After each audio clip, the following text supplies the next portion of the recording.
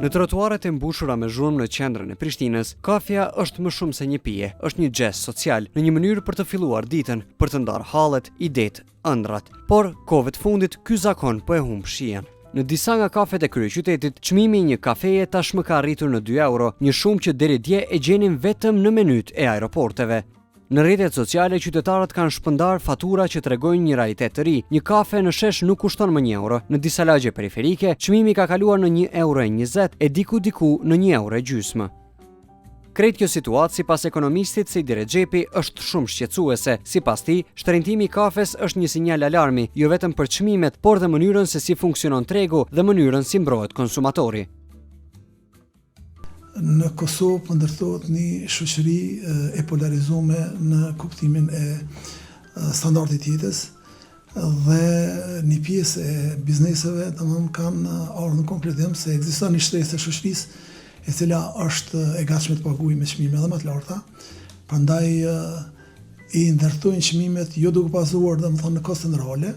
Fjala bën nëse marrim si shembull rritjen e energjisë elektrike, nëse do të thotë rritja ka qenë për 16%, ne kupton që është dashur të rriten çmimet vetëm për 16%, por jo domethënë shkohet në çmime që në realitet i bën që të jenë 70% krahasuar me çmimet paraprake. Do thotë ndërtimi i një shoqërie të polarizuar të atyre që kanë dhe atyre që s'kanë, domethënë është në proces e sipër dhe kjo është diçka e dëmshme sepse pjesa më e madhe domethënë nuk do të kenë mundësi që të përballojnë kostin të cilën domethënë e vendosin bizneset në kuptimin e asaj që dojnë përfitojnë më shumë. Në këtë rast kemi rritje të çmimeve si rezultat i rritjes së apetiteve të bizneseve përfitime më të mëdha.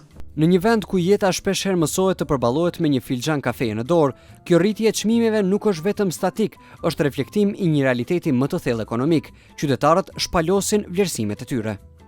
Po kur e kam vërtetuar që ai po del më mesmi se sa të tjerë, pishtar të kafet, atëre kemi shkuar, kemi zgjedhur vendin, edhe ajo të njëjtin kualitet, kur par të keqja s'ka, po me çmim më të lirë, kuptohet. Na po duhet me shiqua, ku gjoj më lirë, e më mirë.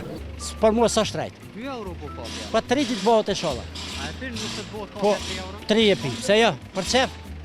On shtrejt, ku e thirë që thoti një kolegu, se asi 3-4-5, me njerë dhe tere, janë 4-5 dhe tere. Ta një bëhë kjo një tur, bunë 16 euro. Kafja është pakës luksuz. Kafja është muhabet, takim, në përgupton. Nuk është luks. Kudo që e pin e thirë një kafe, ato dohet njeri me mendu, me ja pague, me gëzo njerin me boni muhabet. Muhabeti kushton nuk paguhet me kafe.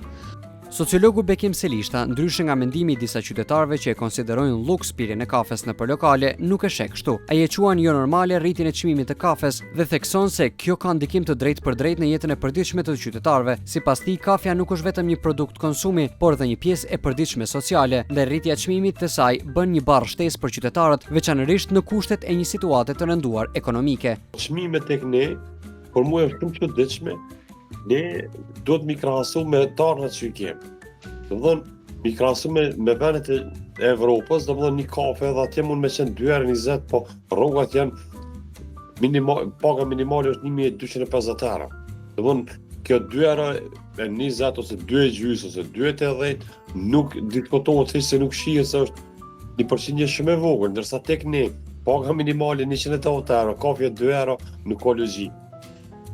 Kafja nuk është vetëm një pije, ajo është një pushim mes dy punëve, është një ngushëllim pas lajmit të keq dhe një shpërblim pas lajmit të mirë. Kur ajo fillon të bëhet barë për xhepin e qytetarit, atëherë ai kërkon rishikimin e çmimeve dhe drejtësi ekonomike.